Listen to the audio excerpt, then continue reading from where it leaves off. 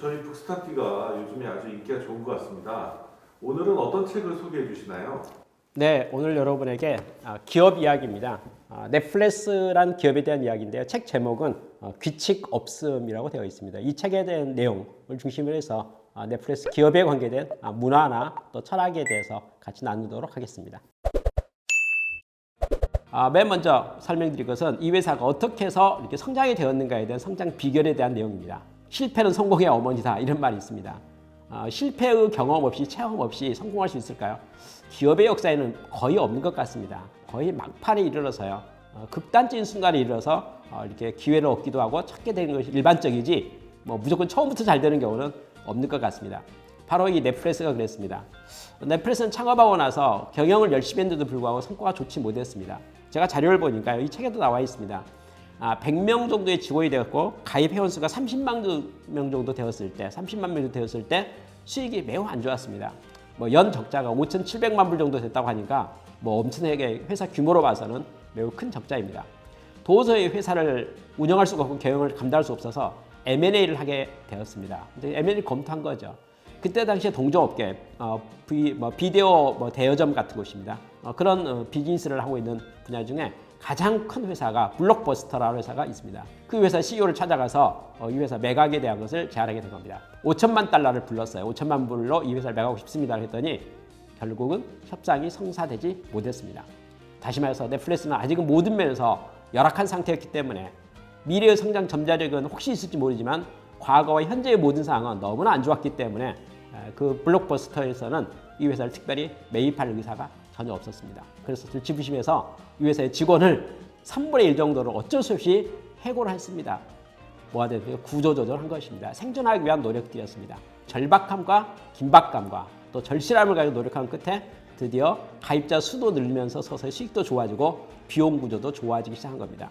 그러고 나서 2년 지나고 나서요. 2002년에 드디어 상장하게 됐었고 그러면서 서서히 이제 성장의 가도를 거치게 되었습니다. 처음에 이 회사가 M&A 제안했을 때 블록버스터에 제안했을 때는 블록버스터는 이 넷플릭스 회사의 규모로 봤을 때 매출 기준 한 1000배 정도의 차이가 있었습니다.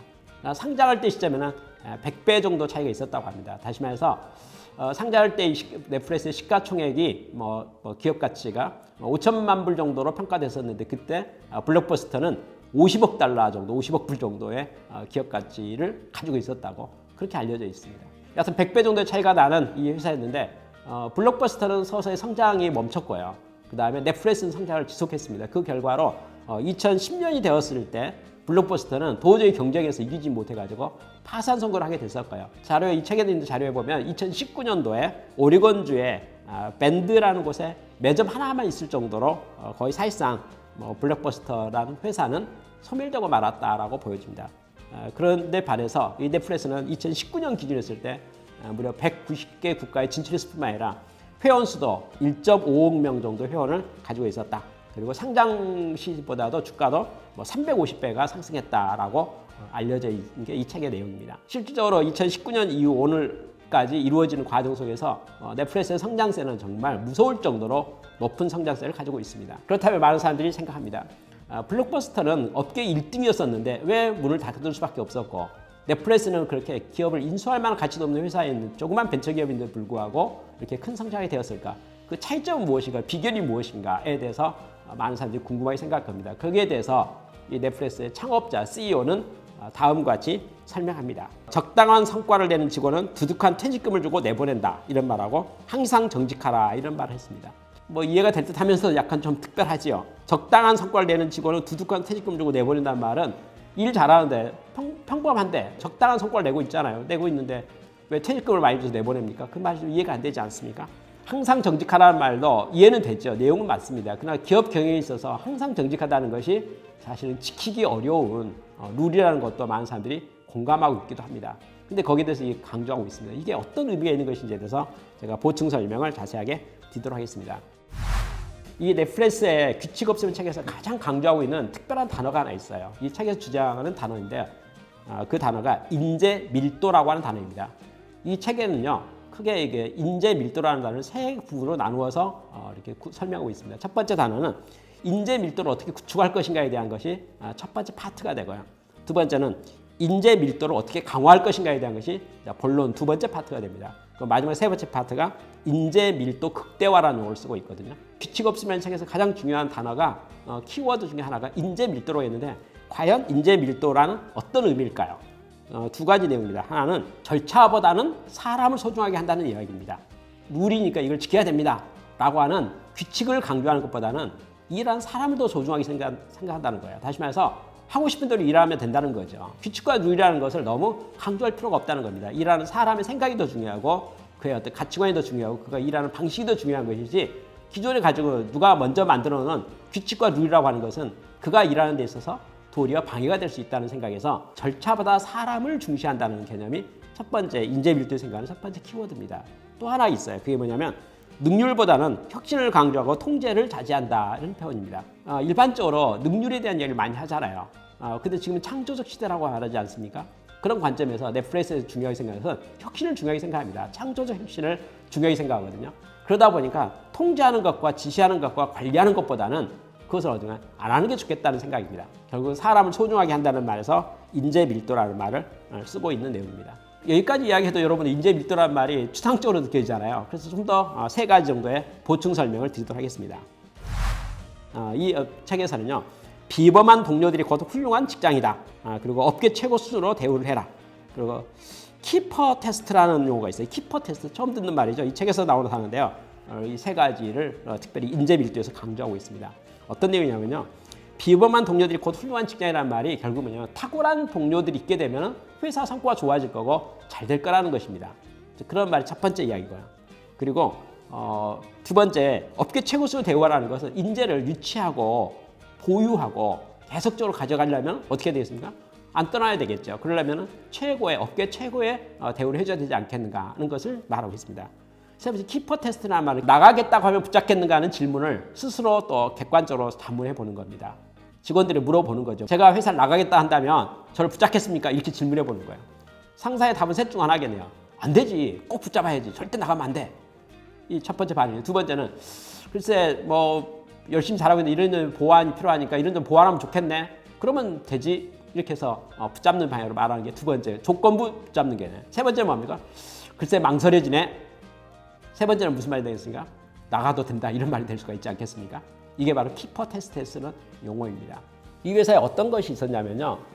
아까 2000년도 그 블록버스터하고 M&A 협상이 있다고 하지 않았습니까? 그때 협상이 안 됐잖아요. 회사의 구조조정하는 과정 속에서 눈물을 머금고 정말 고통 가운데 3분의 1 정도를 어쩔 수 없이 내보냈습니다. 나간 사람은 어떤 사람이었습니까? 다 좋은 사람입니다. 실력도 있는 사람이에요. 괜찮은 사람들입니다. 근데 어쩔 수 없이 다 보유할 수는 없었기 때문에 3분의 1 정도를 내보내고 나서 몇 달이 지나고 나서 갑자기 회사 분위기가 되게 밝아지고 팀워크도 좋아지는 모습을 발견하고 깜짝 놀랐습니다. 무슨 말이냐면요. 모두 평범한 회사였는데 평범한 회사 중에서 아까 실적이 좀 상대적으로 부족했던 사람을 떼내고 나니까 나름대로 상대적으로 우수한 사람들이 남았잖아요. 근데 이 우수한 사람들끼리 서로 좋은 팀을 만들어서 서로 일하는데 서로 협력을 너무너무 잘하는 거예요.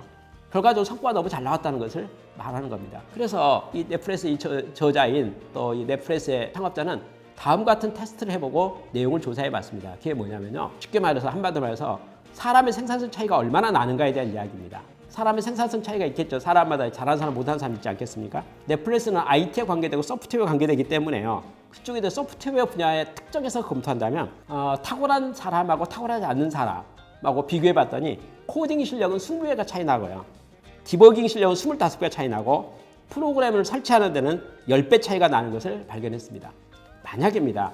동일한 일을 하는데 속도가 이렇게 빠르고 성과가 잘 나온다면 월급을 몇 배 더 줘도 되겠습니까? 그렇잖아요. 일반적인 많은 기업에서는요.